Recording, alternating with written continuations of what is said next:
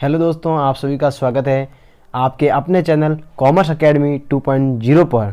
आज हम बात करने वाले हैं टीआरए जूनियर अकाउंटेंट के सिलेबस के बारे में। तो सबसे पहले हम बात करते हैं बुक्स कीपिंग एंड अकाउंटिंग के बारे में। ध्यान रखना, आपके जो इसके अंदर जो मैं बात करूँगा चार पॉइंट है जो आपको मैं बता देता हूँ।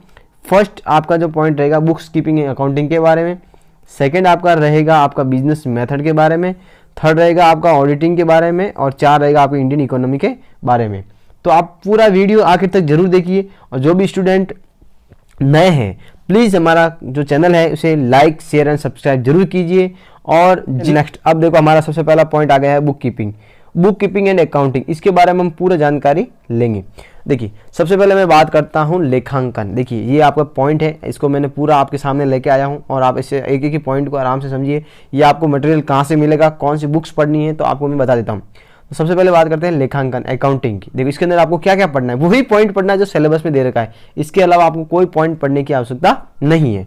लेखांकन के अंदर आप अर्थ पढ़ेंगे, इसकी मीनिंग्स पढ़ेंगे, फिर उसकी प्रकृति नेचर पढ़ेंगे, फिर कार्य फंक्शन पढ़ेंगे, उसकी उपयोगिता कौन कौन सी है, लेखांकन के प्रकार कौन कौन से हैं, लेखांकन समीकरण। और उसके बाद हम बात करते हैं जो स्वीकृत लेखांकन के बारे में, उसके सिद्धांत, अवधारणाएं और परंपराएं।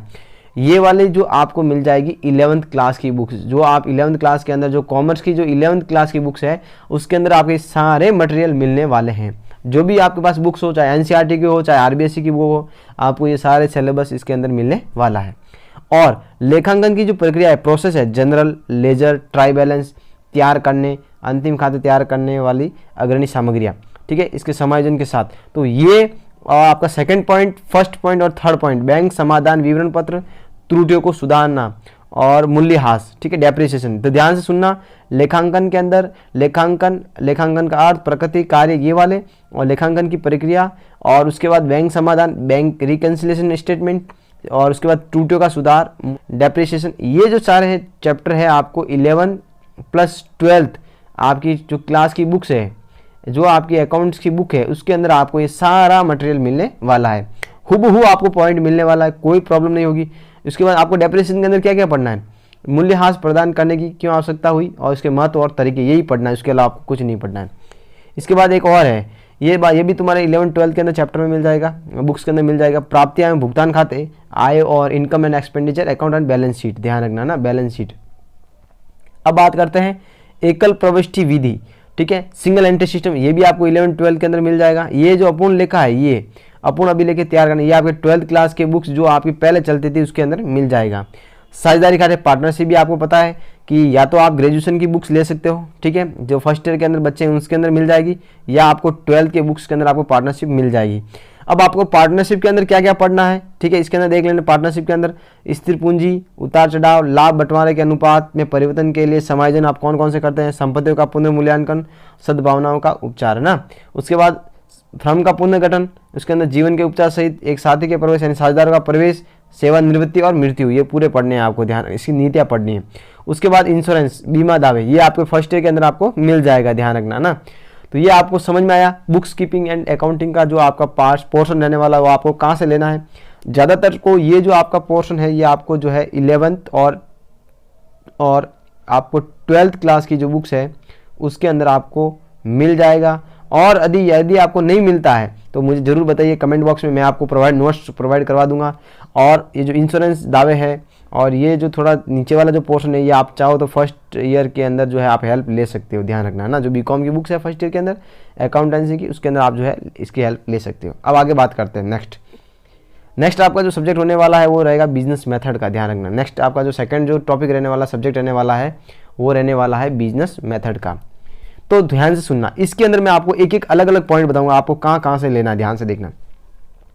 सबसे पहले जो व्यवसाय का परिचय है, कार्य क्षेत्र है, उद्देश्य क्या क्या है, व्यापार की जो नैतिकता क्या है, और व्यापार की सामाजिक जिम्मेदारियां कौन कौन सी है, तो ये, और व्यावसायिक संगठन के रूप, एकल स्वामित्व, साझेदारी एवं कंपनी, ये आपको जो है 11-12 की जो बुक्स है आपकी बिजनेस स्टडी की या बिजनेस मैनेजमेंट की, आपको उससे मिल जाएगी।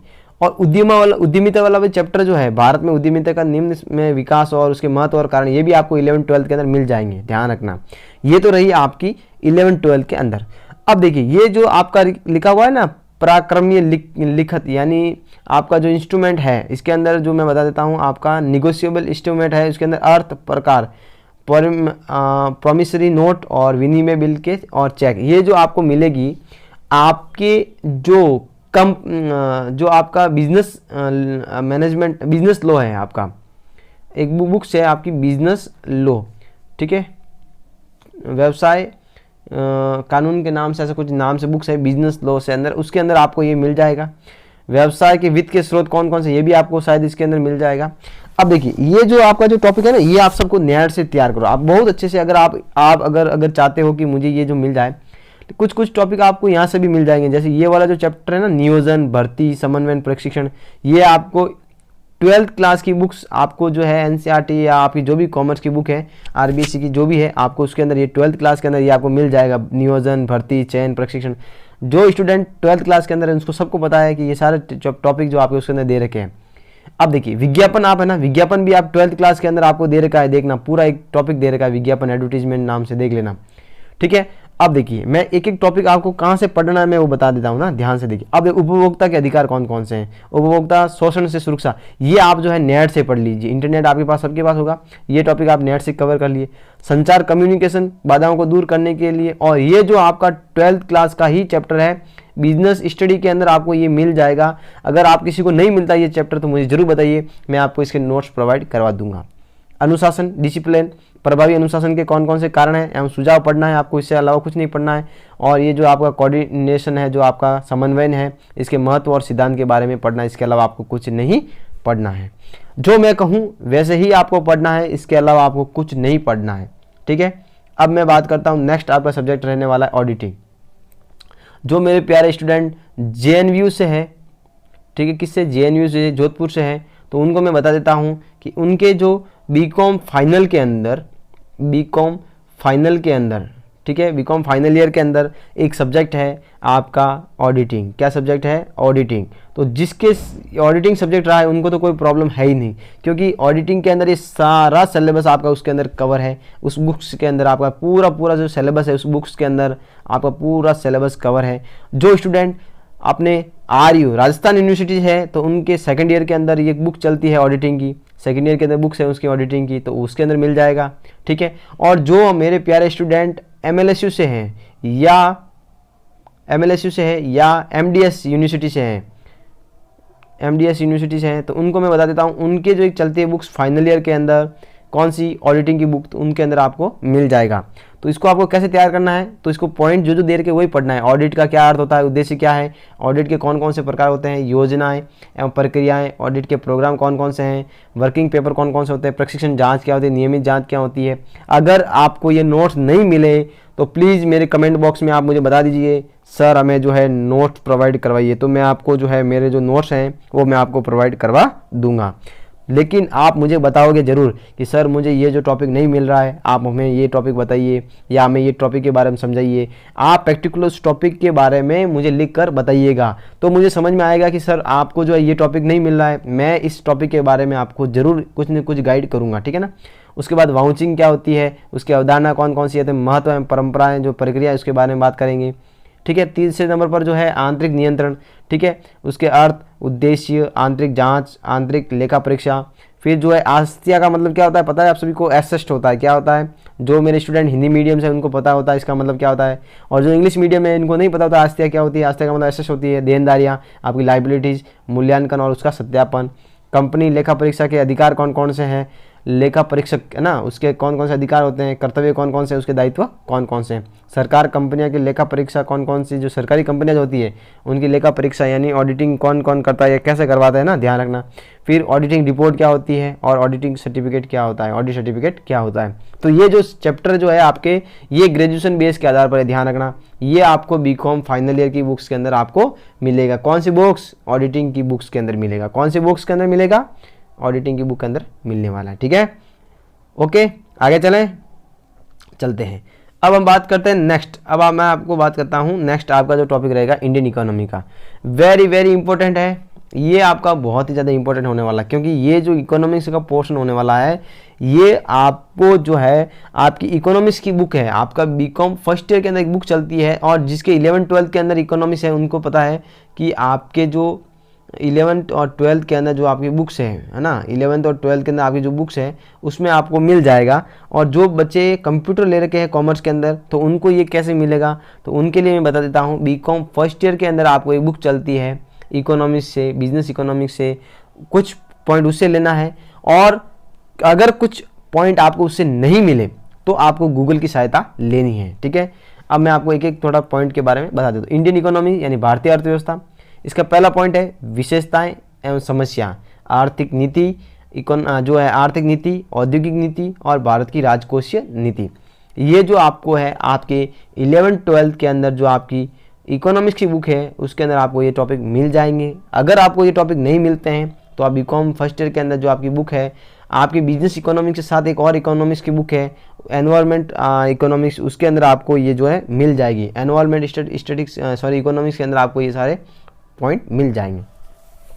अब देखिए बात करते हैं नेक्स्ट पॉइंट, भारत की आर्थिक नियोजन का अर्थ कौन कौन सा है, उसके उद्देश्य कौन कौन से हैं, उसके महत्व कौन कौन से हैं, 11वीं पंचवर्षीय योजना की मूल विशेषताएं कौन कौन सी है। आपको सिर्फ विशेषता ही पढ़नी है, ध्यान रखना।